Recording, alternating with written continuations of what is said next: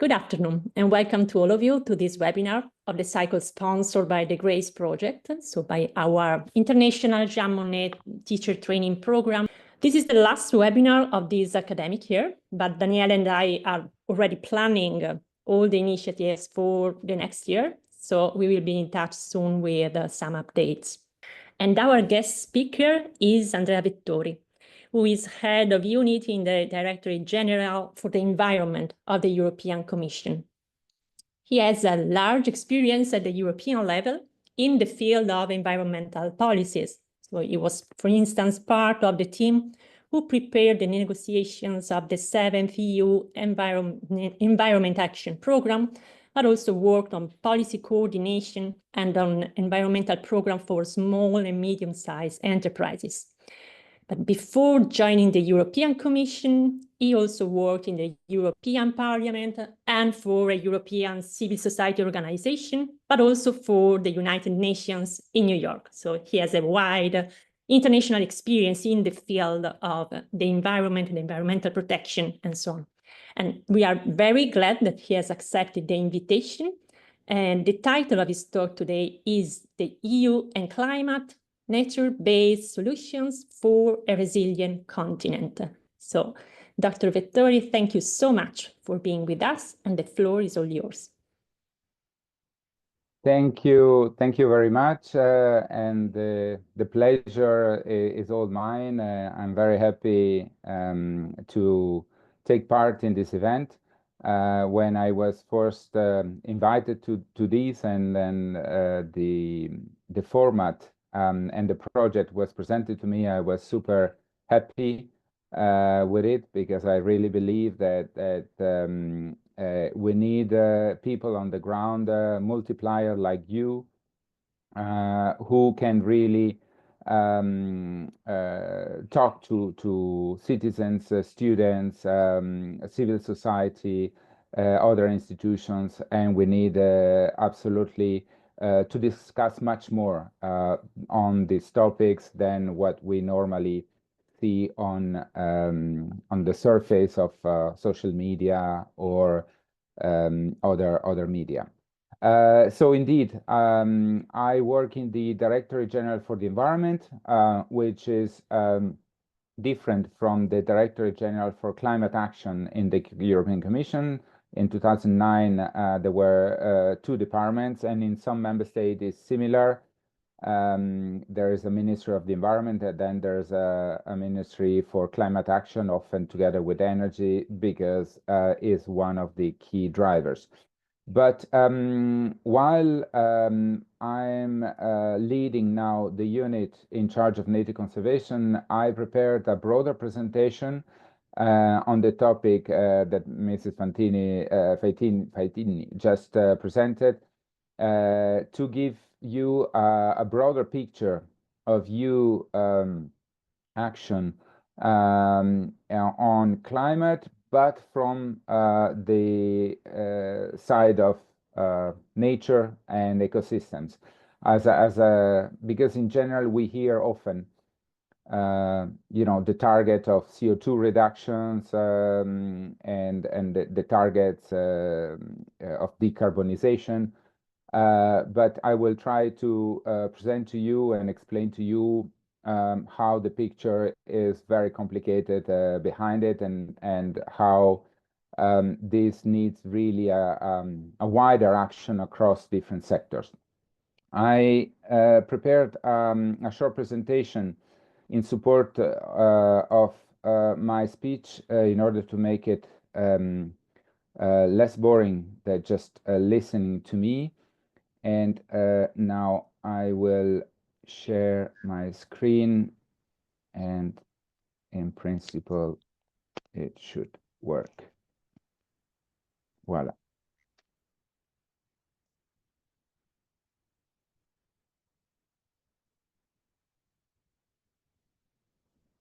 Can you see the presentation? Not yet, but it should work actually. See.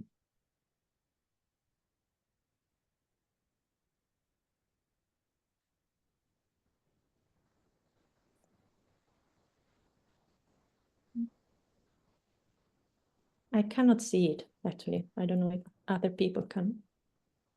No, it's taken a little bit of time. So I'll try. We can wait. Huh? Okay, it's fine now. It's fine now? Yes, okay. It works. Perfect. Very good. So I move on to the first slide. Before it worked without problems. Now probably with everybody connected, it's slower. Voila. As you know, the European Commission, and in particular President von der Leyen, when she took office for the first mandate in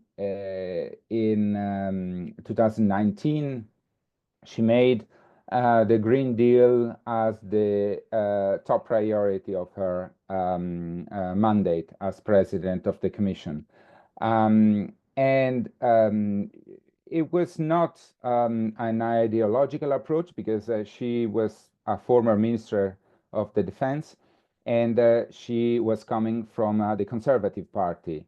But she has based the whole approach on very strong scientific and economic evidence on the need to be greener, more efficient, and tackle climate change and environmental degradation more broadly, if we want to ensure the resilience and a healthy economy and healthy society in a continent which is quite vulnerable, like the European continent. So what is important is precisely that the fact that she linked the natural environment to economic growth and the economic activity and the well-being of citizens. This was stressed again, even if the political context has changed, of course. In the meantime, we had the COVID pandemic, we had the war at the door of Europe in Ukraine. We had big changes in global politics with the new American president. And therefore, a new political or strengthened political accent is on the economy and competitiveness. Nevertheless, the element of the resilience, the need to ensure the resilience of the European continent to climate change and environmental degradation is still present, as you can see here, to the mission that President von der Leyen gave to the Environment Commissioner, which is Commissioner Jessica Roswell. So, as I said, the basis of climate and environment action is the economy. Here you see the latest survey of the World Economic Forum, is all the business leaders of the world and the heads of state that meet in Davos every year. They do report on the perceptions of the global risks. And as you can see, while in the short term there are new elements like the misinformation, societal polarization, cyber insecurity, following the latest events of the last year. Nevertheless, on the 10 years perspective, the major risks for the global economy are all linked to environmental degradation.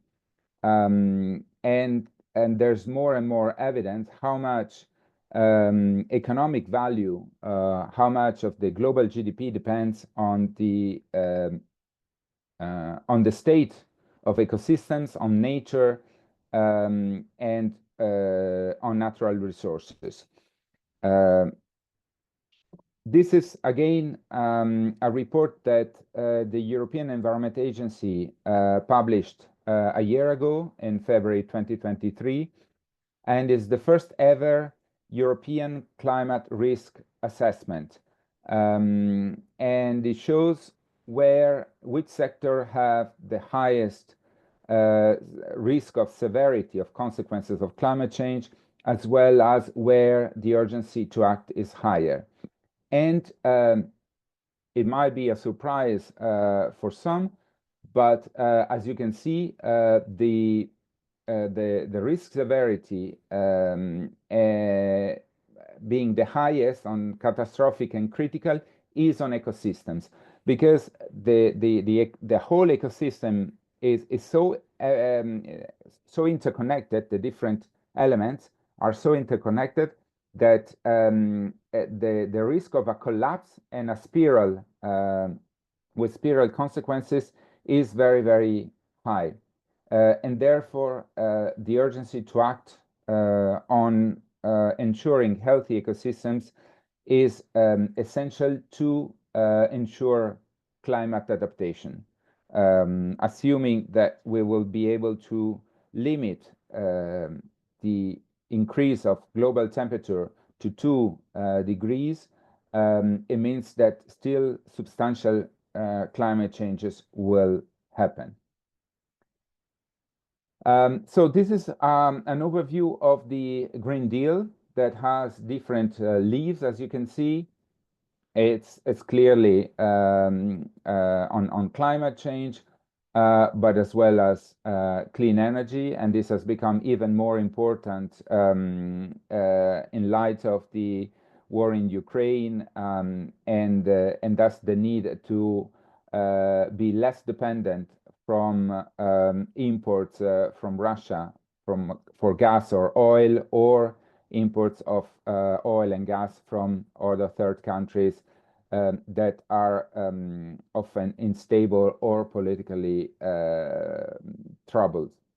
But as well is a smarter mobility, greener industry. Again, if we are more efficient in the way we use resources for a continent like Europe that imports most of the natural resources, because we don't have a lot of natural resources in the EU. Of course, if we are more efficient, it means that we are also more competitive. Pollution is another pillar of the Green Deal. We know more and more the impacts of pollution, air pollution, water pollution, soil pollution on human health, in addition to the impacts on the environment. And an important element that is not often mentioned is the accent on the just transition for all. Again, there's no possibility to have a transition to a green economy if we are focusing only on, in a way, the elite or those who can afford it. Those who can afford it to buy organic, those who can afford it to buy an electric car. We need to ensure the just transition for all. There will be sectors who, of course, will have to close down. The mining sector is a typical coal mining sector. And there are some others that will take up new employment opportunities. And of course, we need to ensure a just transition and a support for the whole transition. Then, of course, green finance. A big accent of the European Commission has been on greening finance, because finance plays a big role in the way then investment are made. And then the farm to fork is another element, tackling the food system from production to consumption, and protecting nature. This is something that I will go a little bit deeper later on. I wanted also to highlight that leading the green challenge, the green change globally, which is an important element, because while we are one of the largest economies in the world, the EU, and certainly the largest internal market in the world, so we have a major power globally. We are not alone on this planet, and so we will and we should continue to work together with third countries, the other continents, in order to make advancement at the global level on climate change, on deforestation, on biodiversity protection, and so on. Just a couple of other figures. Where do we stand today? These figures come from the assessment of the 8th Environmental Action Program that the Commission published last year, and took stock after 5 years, almost 5 years, of the progress on a number of policy areas. And on climate change mitigation, the emissions have decreased steadily, as you can see here, and we've gone down by 32% compared to 1990, which is the baseline for our calculation and for the targets for the future. What is worrying at the same time is that, as you know, the one thing are the emission of CO2 and other greenhouse gases in the atmosphere. Another element is the carbon sinks. So is how much forest, soil, and oceans are absorbing of CO2 to reduce, of course, CO2 in the atmosphere. Due to the exploitation of forest, the unsustainable exploitation of soil, the conversion of grassland and natural land for cropland, and other unsustainable use of natural resources, in fact, the removals of carbon from the land use and the land use change and forestry sector has reduced, which means that the efforts that needs to be made to reduce the emissions becomes higher, because of course our carbon sinks are not able to absorb as much carbon as in the past. It means that we should reduce a higher share of our emissions. So now we have a climate law. We have the climate target of 2050 with a climate neutrality in the EU, and we have a number of legislations to address this. Now the Commission will propose soon the specific targets for 2040, because now we have the legislation until 2030, and now we will need to set the precise targets in the different sectors for 2040. Here are the key pieces of policy that are still being implemented, and this will be part of the major climate action in the coming months. The last one you see is the new target to protect and restore ecosystems, is the subject of most of the rest of my presentation. I just wanted to mention to you the progress on climate change adaptation. The heat waves have caused over 60,000 excess days in 2022, just to give an idea. So the number of people who die because of climate change, be it dramatic floods or other weather events, or simply heat waves, is really high. And of course, this has major consequences for the economy, as you know very well from the news every time there is a major natural disaster.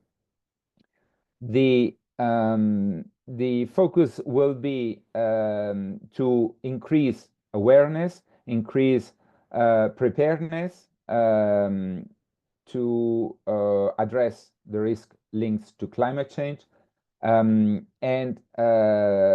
the Commission is working very closely with the member state to increase as much as possible preparedness and planning measures to reduce the vulnerability to climate change. And as I said, one of the key elements to increase the resilience to climate change is to ensure healthy ecosystems.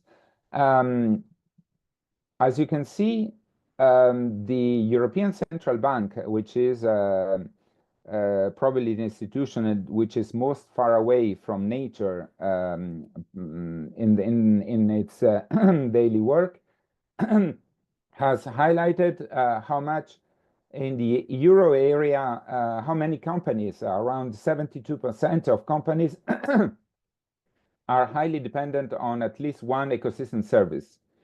Almost 3/4 of bank loans are to companies in the euro area that are granted with high dependency on at least one ecosystem service, which means that if we have a biodiversity crisis, a dramatic crisis of ecosystems, of nature, or a collapse of certain ecosystems, this will have direct financial consequences for the banking sector and the financial sector.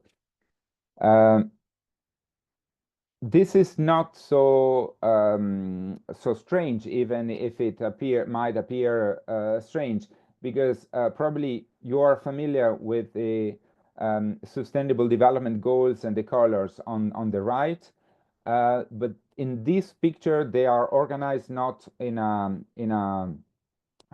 puzzle way, but on a tridimensional format to show that there are some Sustainable Development Goals that concerns the biosphere, which in fact are the basis on which the society is built, and the linked Sustainable Development Goals, be it hunger, health, and equal rights and so on, as well as the economy. So, of course, if in this multi-layer system, the basis collapses, all the rest collapses as well.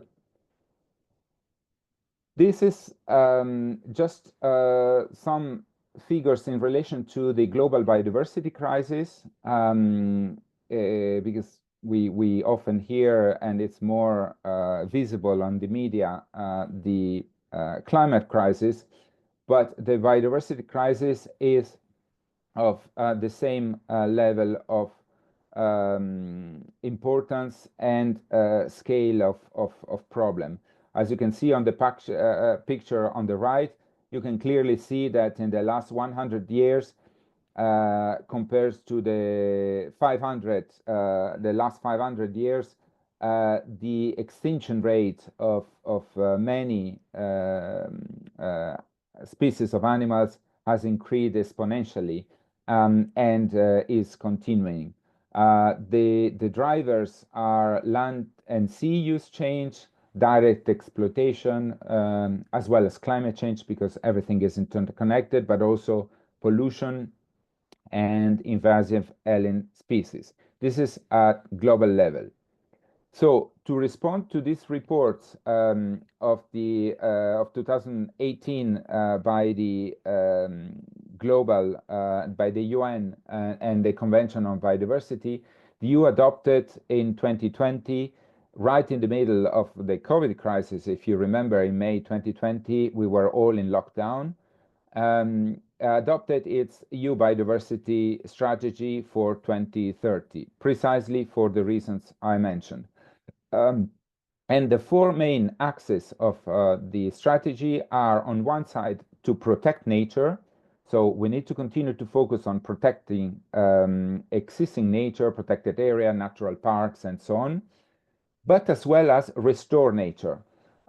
It's important to have functioning ecosystems to restore nature, to allow this ecosystem to deliver the ecosystem services that we need. And we will see some example later on.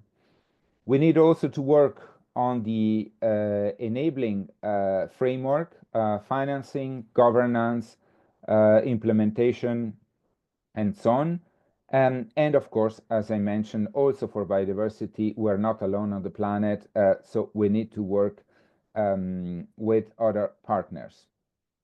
Here you can see the key elements of the EU restoration plan and the targets. I'm not going in detail. I would just focus on some of them later on, but just to give you an idea, the complexity of the policy action, precisely because everything is closely interconnected, and only with a coherent policy action is possible to do to achieve progress. So on the side of protecting nature, what is good is that in Europe we don't start from scratch. We have since 30 years the Natura 2000 network, which is the largest interconnected network of protected areas in the world. And you see here a picture on the right where all these areas are. Some are very small, some are very big, some are at sea, some are on land, but it covers clearly a big part of the European continent. In fact, overall, it covers some 18% on land and some 9% at sea for the moment.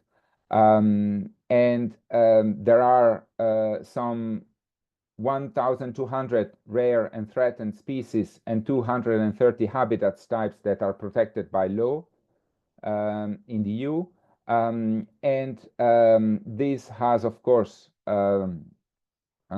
social and economic consequences, because all these areas provide not only protection for priority habitats of a European interest for the future generation, but also they provide ecosystem services.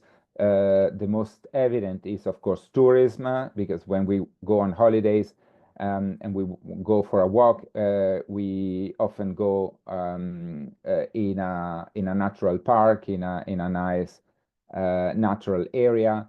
But at the same time, nature conservation and nature protection and restoration supports livelihood of communities with jobs directly in nature conservation or in supporting services, as I said, like tourism, that depend on healthy nature.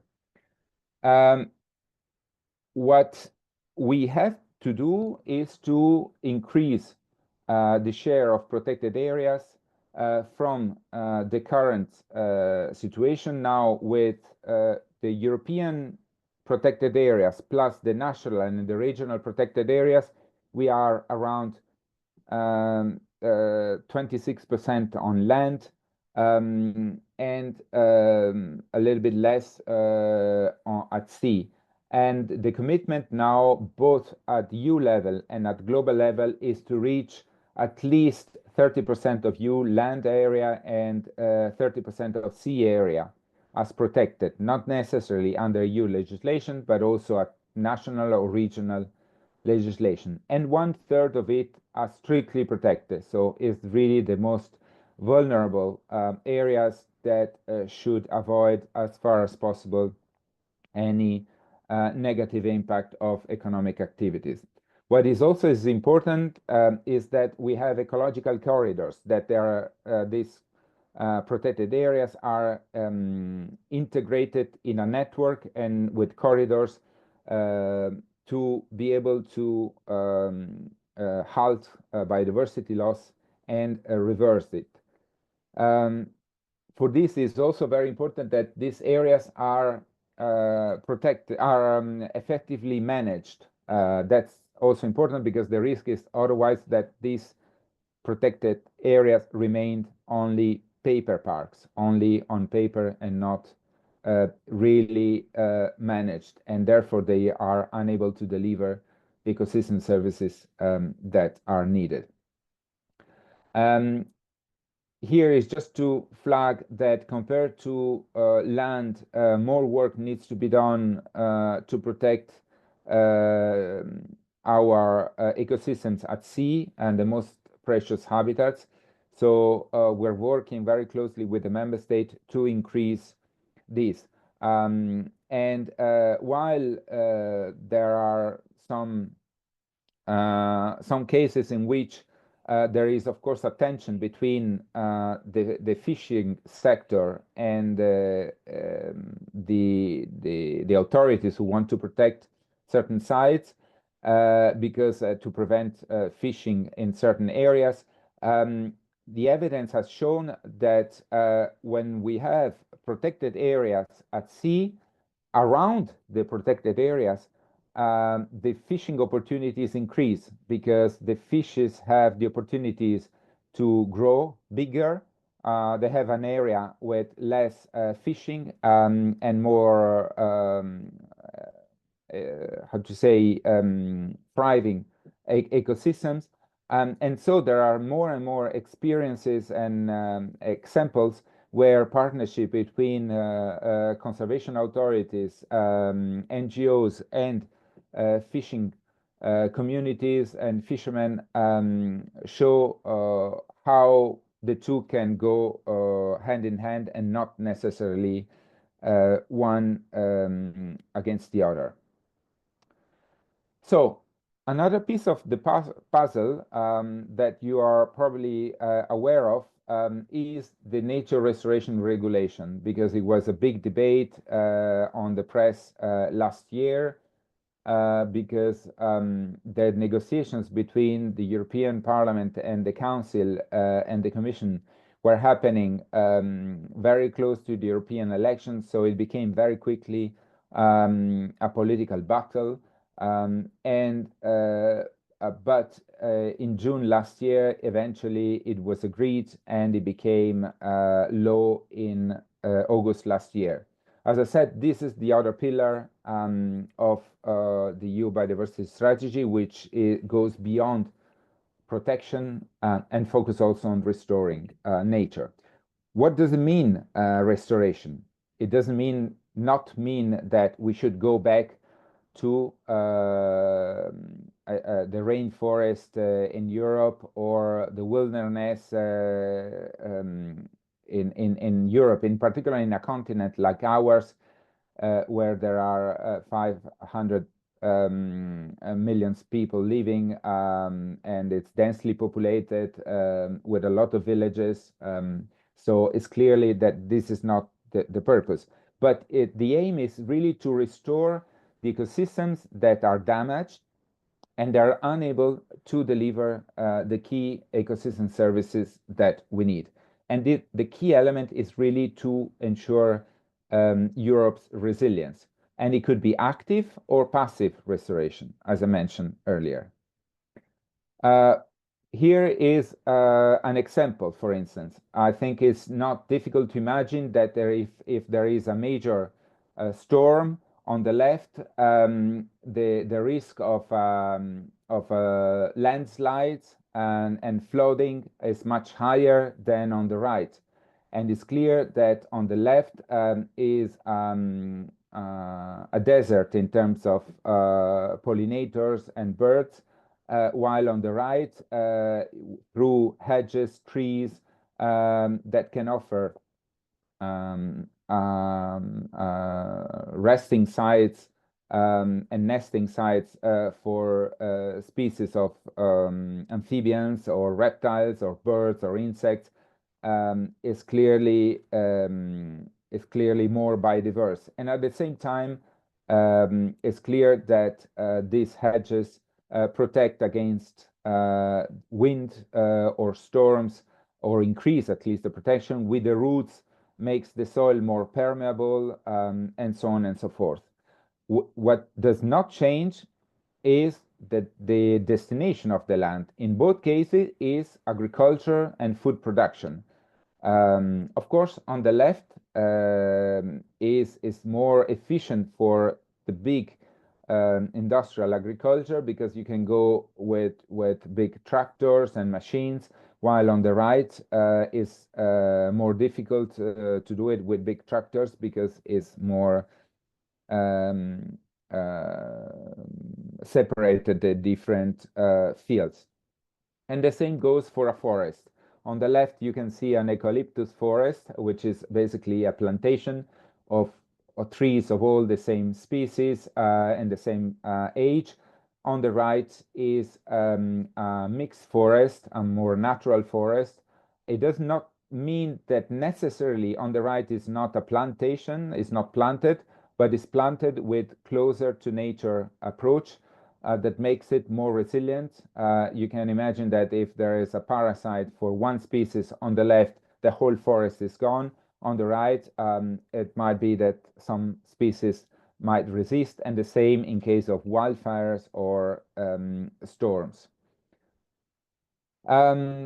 These are just two examples, but in the nature restoration regulation, we have a number of targets and commitments very much based on subsidiarity. So it will be, in many cases, for the member state to define which areas and which habitats to restore as a priority, and even for some ecosystems, even define themselves the level of restoration that they want to achieve.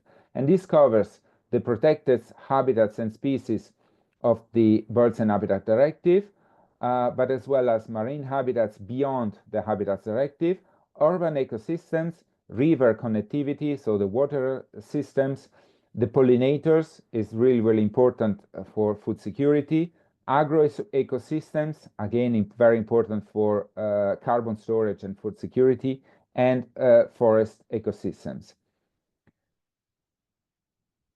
Another piece of legislation that has been provisionally agreed between the three institutions and is still waiting the final approval in the coming months is a new legislation on soil.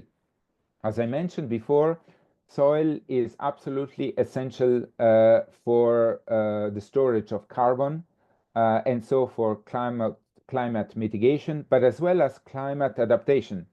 It's not difficult to imagine that if we have a bare soil like the one in the picture at the bottom, and we have a major storm, immediately all the water is washed away instead of being absorbed by the soil.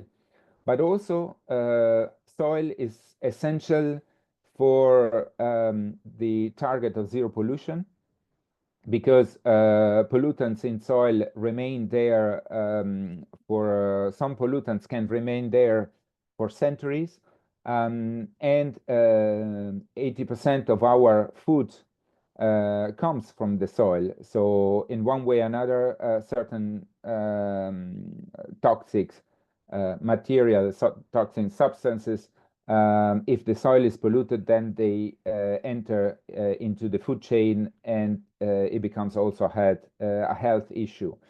But also, soil is crucial for biodiversity, not only because it supports the ecosystems on the surface, forest, grassland, and all the other ecosystems, but also the 1/4, 25% of all biodiversity is in soil.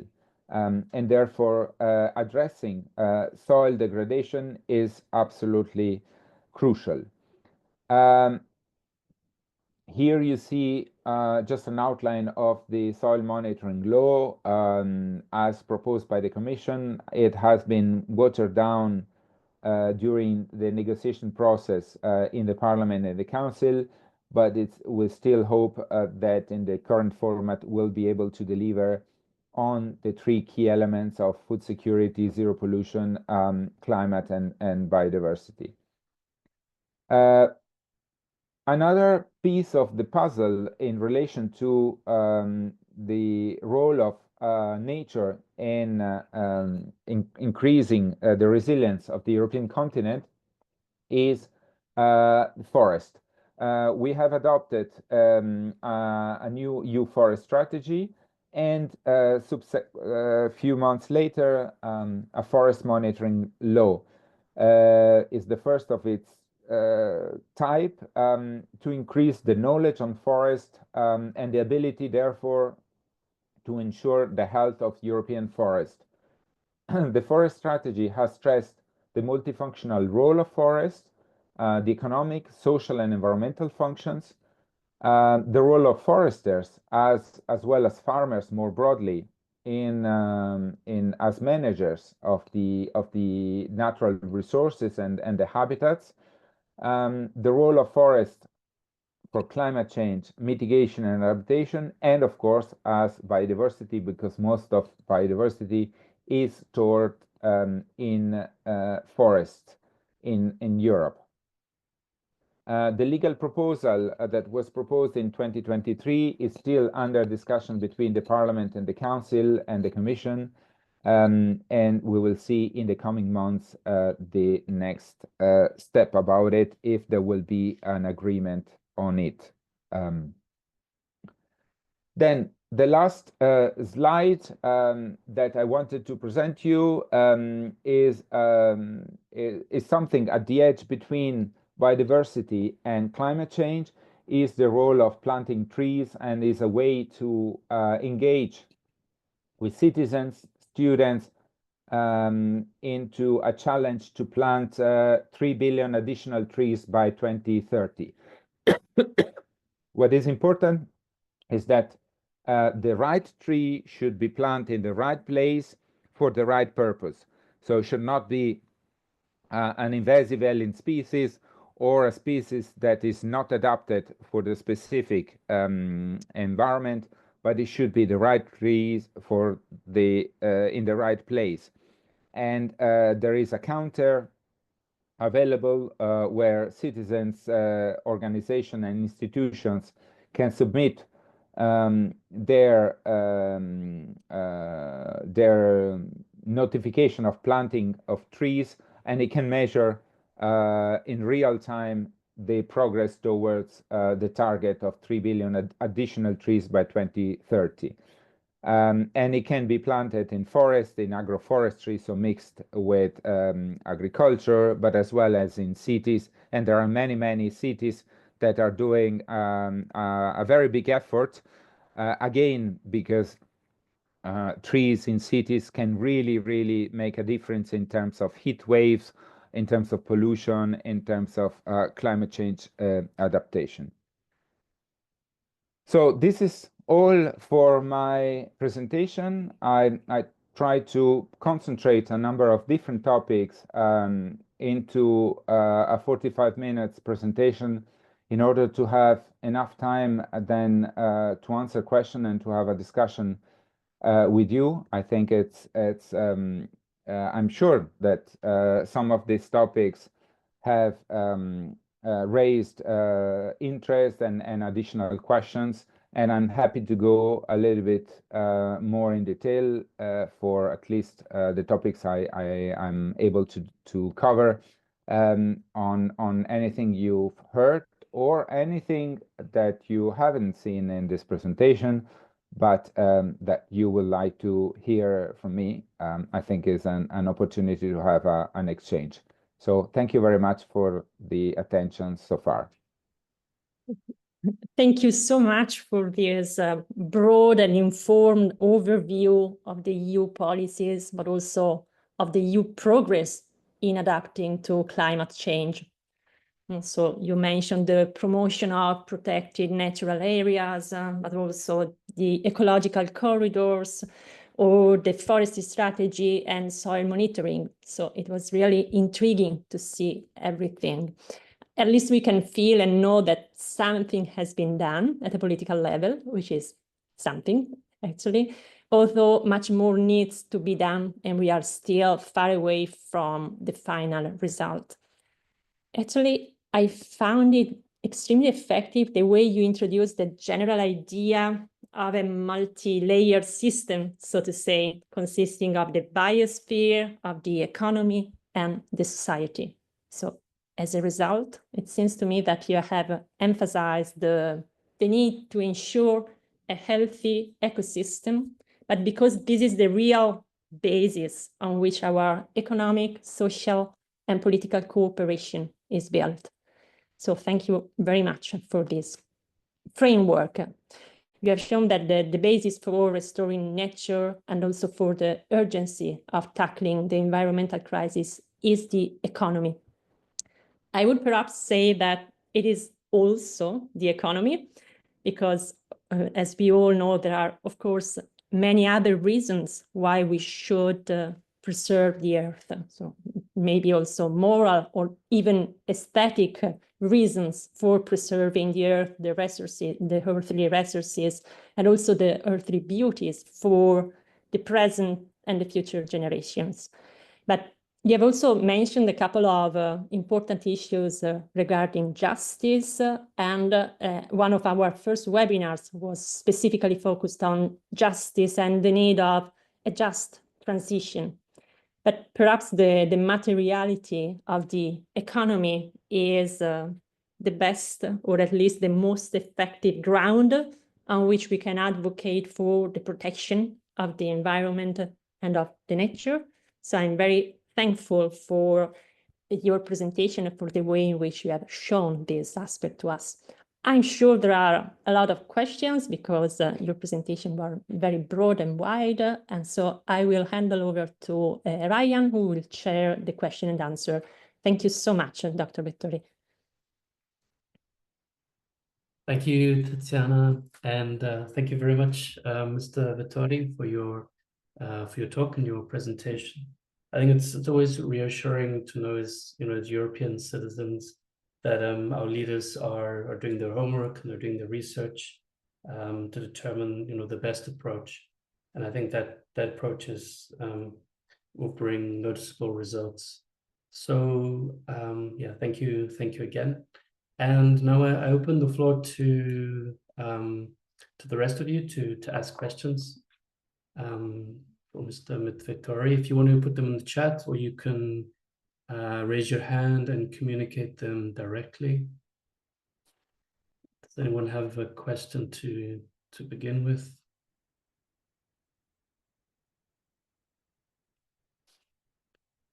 Okay, so while we're waiting for the questions to come through, just think about also, if you think this being the culminating session of our webinar series, perhaps you can just think about what you have learned, what you've worked on, also what you find that you might be able to take into the classroom, and try and generate some questions that we can bring this culminating series to a fitting close. And we're fortunate to have Andrea Vettori with us here. So yeah, maybe think about it and then put them into the chat. In the meantime, I just have a question in terms of, you mentioned a lot about what the European Union is doing, what the European Union, the policies are. I was just wondering, what about cooperation with countries outside of the European Union?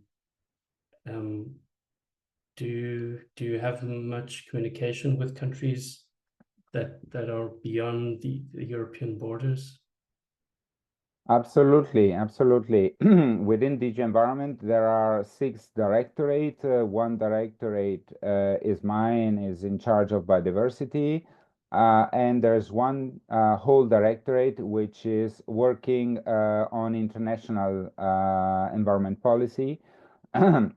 And the EU is part of a number of global conventions, be it at the European continent level under the Council of Europe, the Berne Convention, for instance, but also at global level under the UN on biodiversity, on climate change, on desertification, to combat desertification, and so on. But then we have also bilateral contacts, very close cooperation. Of course, the closest is with the countries who are candidate to join the EU. So it's mainly the Eastern Partnership, starting with the Balkans, and Serbia, Montenegro, Albania, North Macedonia, and so on. But as well as Ukraine, Moldova, Georgia, those countries, because they are in a process of accession to the EU, they have to already integrate and adopt the EU legislation, and therefore we have a very, very close cooperation to support them in implementing EU environmental legislation. Then, of course, we have a very close cooperation with the Southern Partnership, so North Africa and the Middle East, because we share the Mediterranean. And so we have very close cooperation with those countries as well. And there, more broadly, we have bilateral cooperation with key partners like China, Japan, Canada, US. And we work very, very closely with, for instance, the Director General for Trade in the European Commission to integrate as much as possible climate and environmental concerns also in trade agreements. That's the case, for instance, with Mercosur, with Latin American countries, or with Australia, because we know very well that that this is part of a broader partnership to align as much as possible the standards. Of course, we cannot impose our standards to other countries, but if we can work together to improve our environmental standards and climate standards alongside, of course, with the social and human rights standards as well, with countries with whom we have a partnership, this is the best way forward. Of course, you know, for years, for certain period, there is a more conducive global context towards this type of partnership. In the last months, with a number of tensions due to the invasion of Ukraine by Russia, but also the change of political leadership in the US and in some Latin American countries. This has been more challenging, and the Green Deal and these environmental priorities have become less of an issue. But there are still attempts to continue this. There are colleagues negotiating, for instance, on a global plastic treaty to reduce plastic pollution globally. And we'll continue working to implement the commitments on biodiversity for 2030 with all our partners. Okay, thank you very much.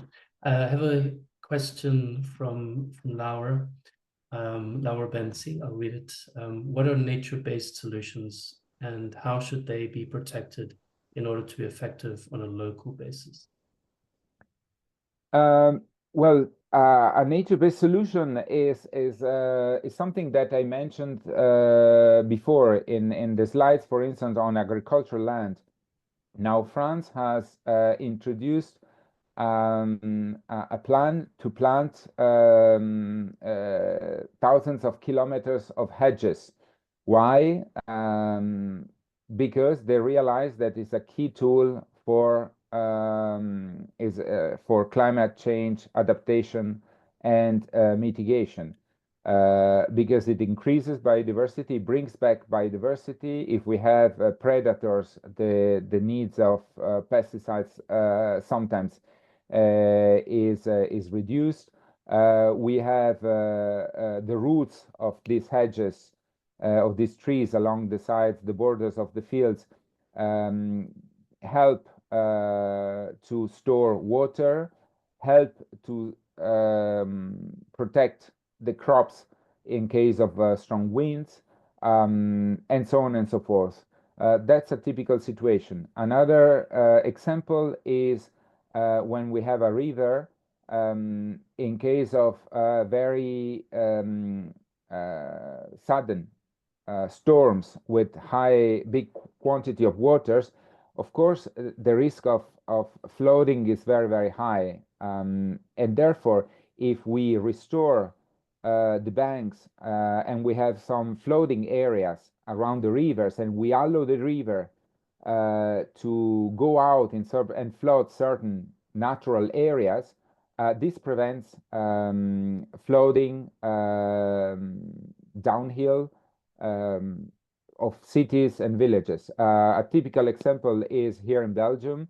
There was a deadly storms and floods some years ago that killed many people, and the city of Leuven was not affected at all by the flooding because of a live project of nature restoration that has created these specific areas for the river to flood in case of a high tide. That has prevented then the flooding downstream into villages or cities, with major consequences. Another clear nature-based solution is the example I mentioned at the end, is planting a tree in cities. This reduces the temperature in case of heat waves and the need of air conditioning, which in itself is a vicious circuit, because then it increases the temperature, of course, in the streets with all the air conditioning systems. If we have trees, this provides shadows for citizens, so it's good for health, it's good for air quality because they clean the air, and they provide space for birds and biodiversity also in urban ecosystems. So these are all the most simple and visible nature-based solutions that should be part of this effort to increase Europe's resilience. And they work globally. I mean, I'm talking about Europe because this is what I'm working on, but the nature-based solution is a top priority in the global action on climate change resilience. Okay. So there's a couple of questions coming through. I'm just going to follow up this previous comments you made about the policies with this question from Elisabetta Di Matteo. She says, I think that these policies are something to be proud of and also something to promote on a global level. However, she has heard that environmental associations, or heard from environmental associations, that all these policies are now strongly in danger. And what do you think about that? And how can citizens, or rather what can citizens do to support them, to support these policies? And in what way are they in danger? Is this? Yeah, I think indeed there is a lot of debate, and indeed if you follow the discussion in the European Parliament, but it's the same at national level in many countries, there is a kind of a political resistance by some political parties to the Green Deal and this type of agenda. And is a kind of a pendulum, you know. It was 6 years ago, in 2019, the streets of Paris, Brussels, Rome, London, Copenhagen were filled with students and citizens asking for more action on climate change and environment. This, of course, has strengthened the political forces pushing for this agenda. Now, with the tensions at global level, the war at the door, the priorities to increase spending on defense and the focus on competitiveness has, of course, weakened the support by the political level of the green policies. I'm still confident that because of the essential elements for the economy, and what these policies represent in terms of resilience for the economy, and the fact that we see more and more companies mobilizing in support of the Green Deal, and to avoid any going back in terms of ambition, they will remain. There might be some adaptation. For instance, just to give you an example, there is a new deforestation regulation that imposes certain certification of certain products, soybeans or meat imported in the EU that should not come from deforested virgin forest as a responsibility taken by the EU in as a consumer of certain products that don't cause environmental degradation elsewhere. And because of the global tensions and in agreement also with a number of partners, global partners, it was decided to delay by 1 year its implementation. But the legislation remains there. The new legislation on nature restoration came into force last August. So I think that while on certainly there is more debate and more resistance than in the past 5 years to these policies, I am still confident that with minor adaptation and maybe some slowing down of certain progress, but I feel that it's inevitable that we're going towards this green transition. Okay, thank you. As you may know, Mr. Vettori, your audience here this afternoon are most of us are teachers at some level, whether middle school, high school, university. So I think a lot of our concerns are about how to bring the information, these policies, the actions, how we can bring them to our students. So just going to put a couple of ideas that are taken from the questions here. So first of all, Daniela is asking about how can young people and schools be more actively involved in the EU's ecological restoration goals? So going, beyond the, we understand that planting trees does help cities, particularly cities that are concrete jungles, so to speak. So, planting the trees is somewhat symbolic, but also how can the students be more involved in actually getting to understand these policies? And this brings us also to Maria Barbara's question about what do you suggest as a good starting point in terms of getting an understanding of the informative overview on the Green Deal targets to present to students. So just to bring it all together, what can we as teachers and educators do to bring these policies and these actions to our students to make them go out into the world and implement them in a way that is conducive to bringing the results that we are talking about? Yes, I think this is a really an important element, and at least from my side, in terms of nature conservation, we are increasing the efforts to provide tools for teachers to use in their schools. I'm happy to send you a number of links we have developed a toolkit on nature conservation for teachers that can be used for activities in classes.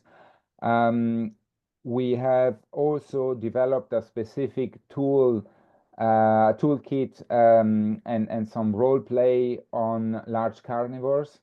Is a heatedly debated topic, as you know, the wolf, the bear, the coexistence with these large carnivores that are coming back in Europe. And we have developed a specific toolkit for teachers and children to play, and a role play that is particularly successful in the testing we've done, and it's multilingual, so I'm happy to share the information about it. Around Natura 2000, there is a viewer where the picture that I showed is taken, that allows, like in Google, to check where are the sites around us, or around a holiday area we're going to. That allows to go and visit and see what are the priority species in that area, the habitats, and so on. So awareness raising is important. And in that context, we're also strengthening again the awareness. We are developing for the Natura 2000 Day, which is in May, if I'm not wrong, is the 23rd of May. We are developing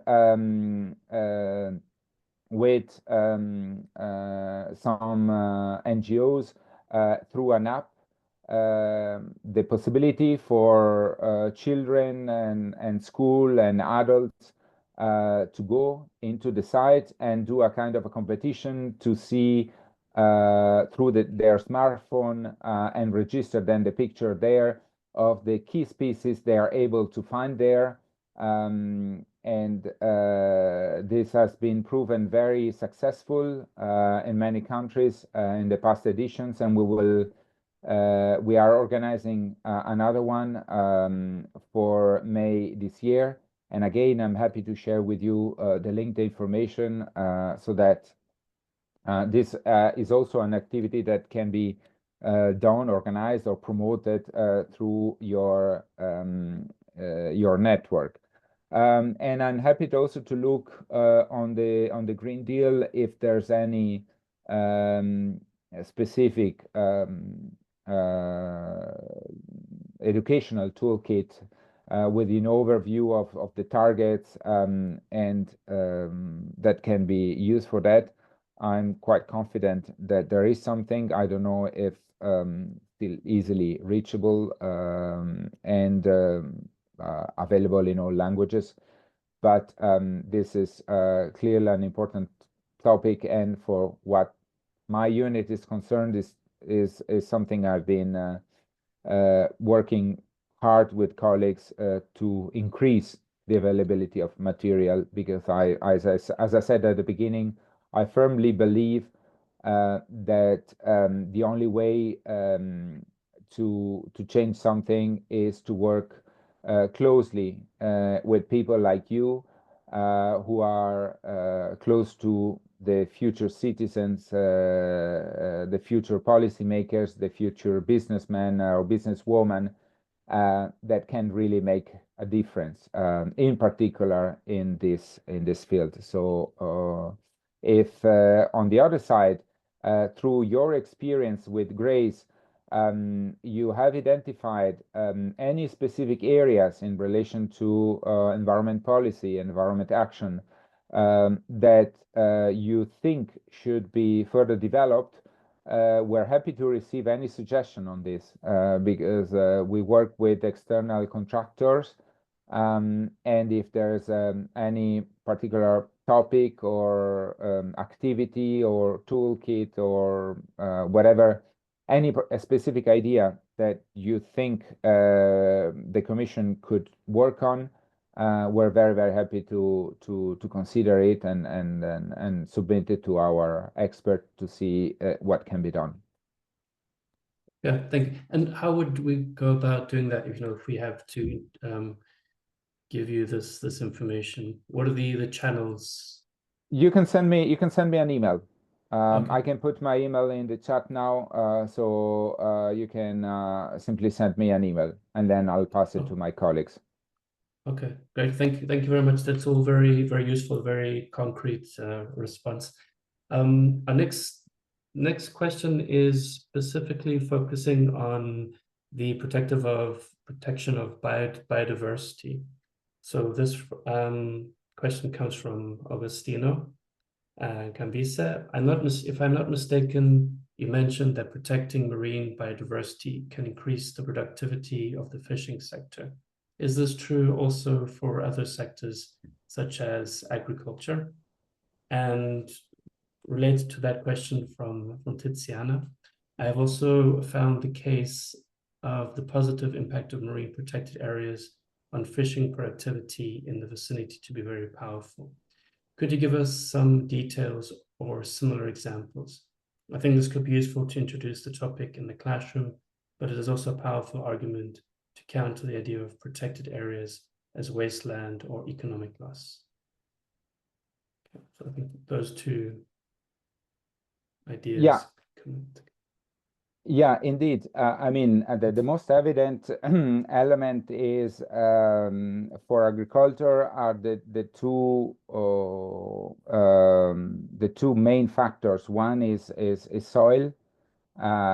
If you have a soil that does not have enough humus, is unable to store the water, has lost organic matter, and is very difficult to penetrate for the roots, has lost the key oligo elements, of course, is not productive. So the only way to make it productive is to increase the fertilization, the chemical additives that further pollute the soil, and it becomes a vicious circle.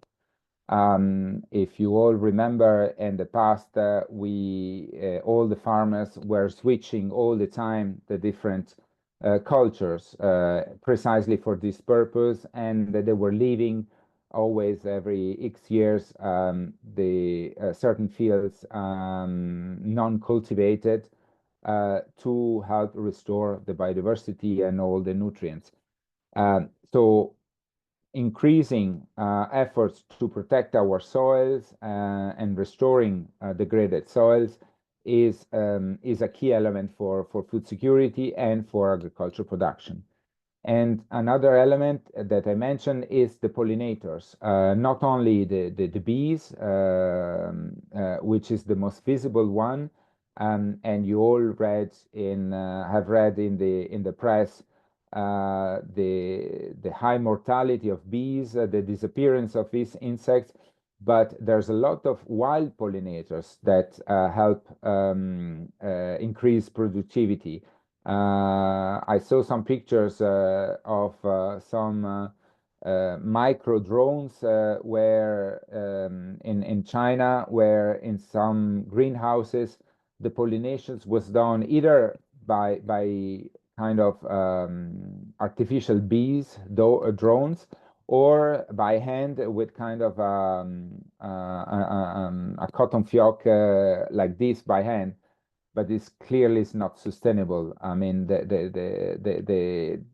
are to a point. For instance, I saw in California where they pay beekeepers to bring the bees in certain parts of their fields because there's no pollinators anymore there, and the production is dropping. So clearly, the restoration of pollinators populations is a key element for the productivity of agriculture. Certain agriculture, of course, not all agriculture depends on pollinators, but if we think about the fruits, most of the fruits are fully dependent on pollinators. And this is why in the nature restoration law, there's a specific article with targets and work on pollinators. It's also an area where we need to do much more research. Information monitoring is complicated, the monitoring and the monitoring of the progress. So we're developing the indicators and all the scientific knowledge base to be able to monitor progress and identify the appropriate targets. The second part of the question, I forgot, sorry. Okay, so the second part of the question is related to the idea of marine protected areas on fishing productivity as a powerful response and approach. So Tiziana asks if you could give us some details or similar examples that may be used in the classroom. Yeah, I can send you. There is a fantastic video done jointly by some Italian and Croatian civil society organizations, some NGOs, that they have developed strictly protected areas with the ban of fishing in the Adriatic Sea. And there's a very nice interviews of fishermen, and you can see the different point of view of how the old fisherman was totally skeptical about this ban and they was opposing, and the young fisherman was more open to try. And then after they were so happy that they were pushing for having more protected areas in the Adriatic Sea, because they saw how the fishing around it has increased.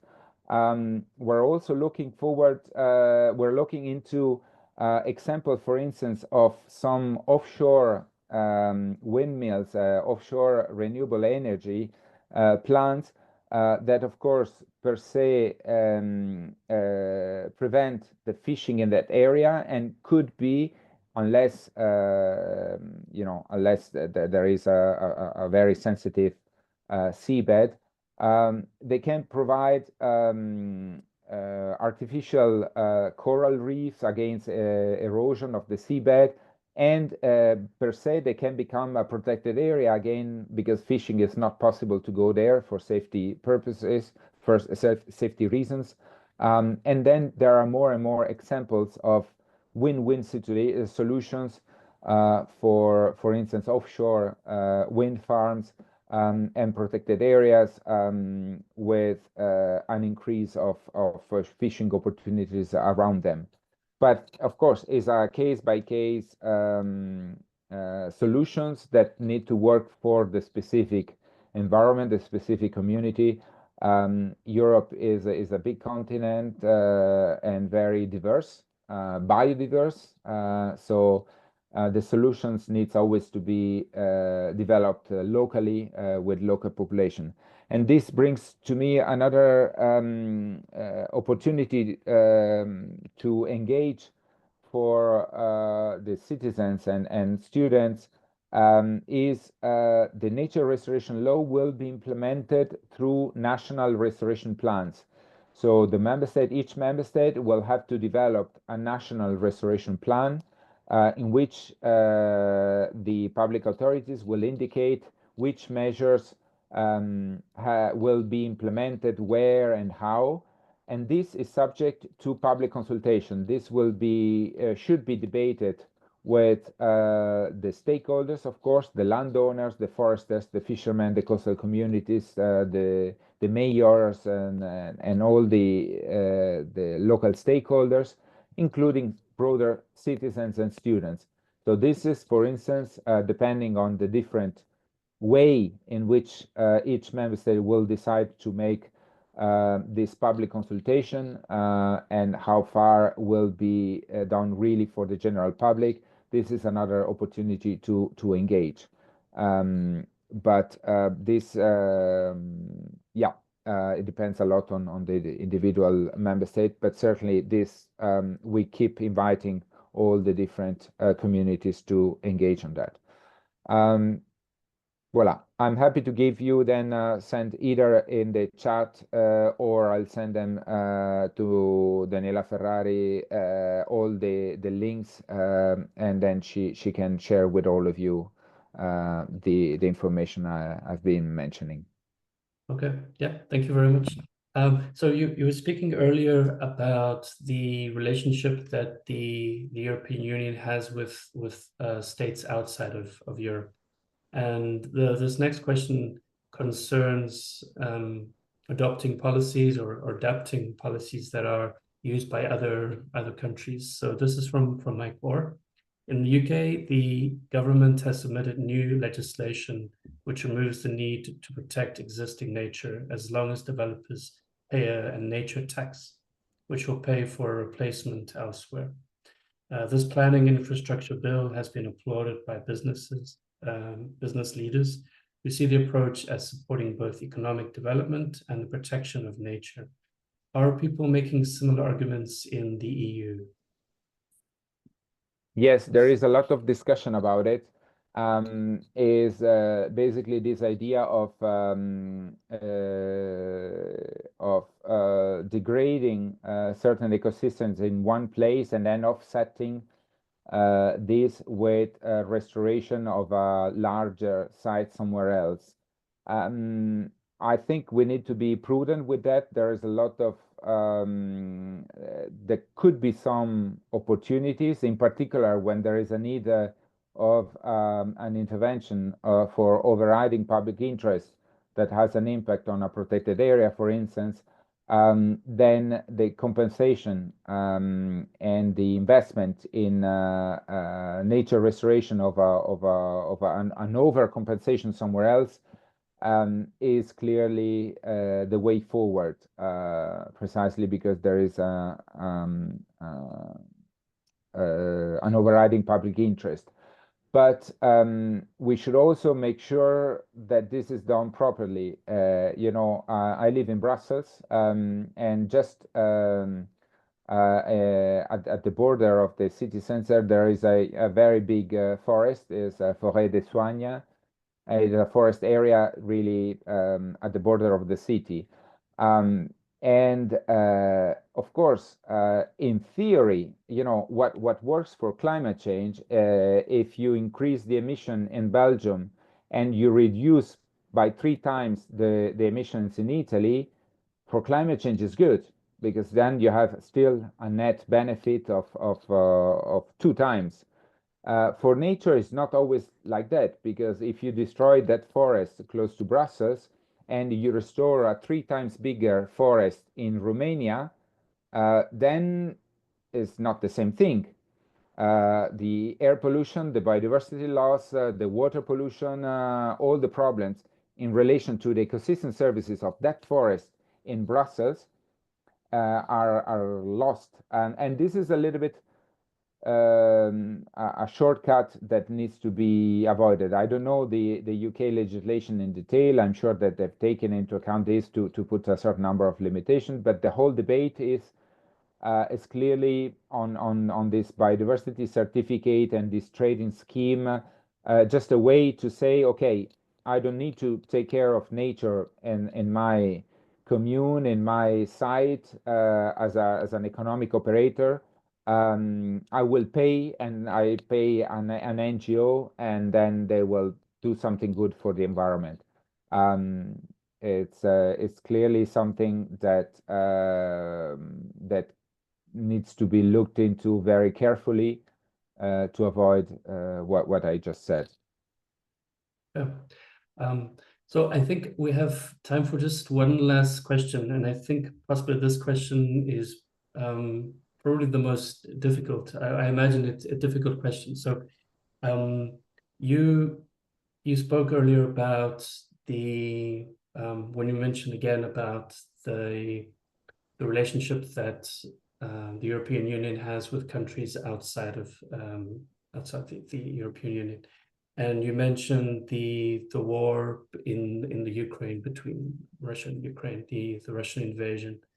And I think it's clear based on your talk and your presentation that there are a lot of policies, the idea of green politics. There are a lot of people doing work, and the saving our planet is a priority. However, there is the idea that there are a lot of political leaders who have a different agenda. So the question comes from Michaela. How is it possible? Is it possible to make the political aims and the restoration of the planet compatible? And how can we bring, the crazy world in which we live in presently? How can we make the policies that our leaders make? How can we bring them together so that we're both saving the planet, but also making this planet a safer place to live for everyone? Indeed, it's a difficult question, but I firmly believe that on one side, the people like me and my colleagues who are, you know, the technicians in the administration should work as much as possible with on the knowledge base with scientists, academia, experts, but also with businesses. You know, we should not forget that most of the climate action has been pushed strongly by the insurance companies in the 90s, because they per their DNA is to anticipate possible risks, and the same is the World Economic Forum. So they see the risk and the long term, while the political debate often is very much on the short term. And that's a little bit the dilemma of the environment policy and climate policy, that it's the costs are often in the short term and the benefits in the medium long term. We think about the future generations, but the politicians needs to win the next elections. So there is always a time scale difference. So on one side, we need to continue to strengthen the economic arguments without forgetting, of course, what was mentioned earlier, the ethical elements. It's not to downsize those. I strongly believe on the ethical need to preserve nature and the climate for future generations, and then halt biodiversity loss and avoid pollution. But in order to be able to convince the political level, we need to have strong scientific and economic evidence. And that's one avenue. The other avenue is clearly awareness raising, mobilization of citizens, because at the end, all politicians are elected by citizens, and therefore they respond to the priorities that are flagged by citizens. Of course, in the current context of a lot of uncertainty, wars, geopolitical tensions, citizens are very much worried about the short term, the end of the month. Hopefully, with more cooperation globally and a calmer context, we will be able to, again, to have a more medium long-term perspective, and the pressure and the mobilization of citizens. Often, you know, people who come in Brussels are those who have something to complain about it. And so often, and the same goes in the parliament, at national level or in the region, those who have something to complain about it, they are very, very noisy. They or something they don't like, they go to the press, they go to the politicians to complain. But there is always a silent majority that in fact is more often positive about these policies, but they are silent. So of course, the role of responsible citizenship and the mobilization of citizens is really, really important. Yeah, thank you very much. I'm happy that you mentioned the idea of the silent majority. I think that's a challenge for all of us to get that silent majority to speak up in many different levels. So thank you again, Andrea Vettori. On behalf of all of us here, we really learned a lot from you, your knowledge and expertise, particularly in this field. Yeah, we've really gained a lot from this presentation, and we wish you the best of luck with your future endeavors and being part of us, and hopefully we can all make a change. And yeah, so thank you again, and have a good evening. And to the rest of you, thank you for joining us over this entire let's call it a season of webinars and hard work as part of the GRACE project. And we look forward to seeing you all again in the next series. I speak as if it is actually something on Netflix, but maybe it will be one day. So yes, thank you everyone for your hard work and your contribution and your knowledge and your empathy and your sensitivity to saving this planet that we love, and we love all of you. So thank you very much. And yeah, have a good evening and see you all.